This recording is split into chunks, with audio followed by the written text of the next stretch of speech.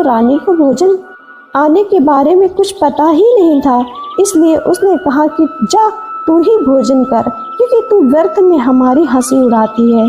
तब दासी ने कहा, एक व्यक्ति भोजन दे गया है।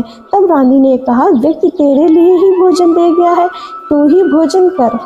तब दासी ने कहा कि वह व्यक्ति हम दोनों के लिए 2 थालों में सुंदर पीला भोजन दे गया है, इसलिए मैं और आप दोनों ही साथ साथ भोजन करेंगे। यह सुनकर रानी बहुत प्रसन्न हुई और दोनों ने गुरु भगवान को नमस्कार कर भोजन किया। उसके बाद से वे प्रत्येक बृहस्पतिवार को गुरु भगवान का व्रत और पूजन करने लगी। बृहस्पति भगवान की कृपा से उनके पास धन हो गया, लेकिन रानी फिर पहले की तरह आलस्य करने लगी। तब दासी बोली, देखो रानी, तुम पहले भी इस प्रकार आलस्य करती थी, तुम्हें धन के रखने में कष्ट होता था, इस कारण सभी धन नष्ट हो गया। अब गुरु भगवान की कृपा से धन मिला है तो फिर तुम्हें आलस्य होता है। बड़ी मुसीबतों के बाद हमने ये धन पाया है, इसलिए हमें दान पुण्य करना चाहिए।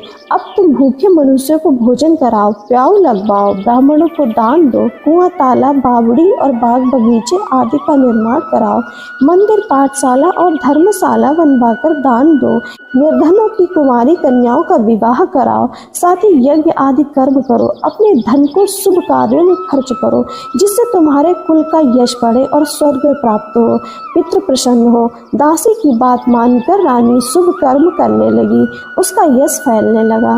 एक दिन रानी और दासी आपस में विचार करने लगी कि ना जाने राजा किस दशा में होंगे, उनकी कोई खोज खबर भी नहीं है। उन्होंने श्रद्धा पूर्वक बृहस्पति भगवान से प्रार्थना की, राजा जहाँ कहीं भी हो शीघ्र वापस आ जाएं।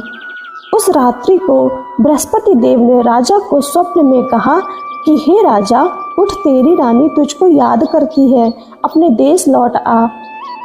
राजा प्रातःकाल उठा और जंगल से लकड़ी काटने के लिए जंगल की ओर चल पड़ा।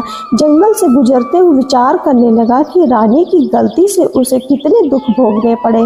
राजपाट छोड़कर जंगल में आकर रहना पड़ा, जंगल से लकड़ी काटकर शहर में बेचकर गुजारा करना पड़ा और अपनी दशा को याद करके व्याकुल होने लगा। उसी समय राजा के पास बृहस्पति देव साधु के वेश में आकर बोले, लकड़हारे, तुम इस सुनसान जंगल में किस चिंता में बैठे हो, मुझे बताओ।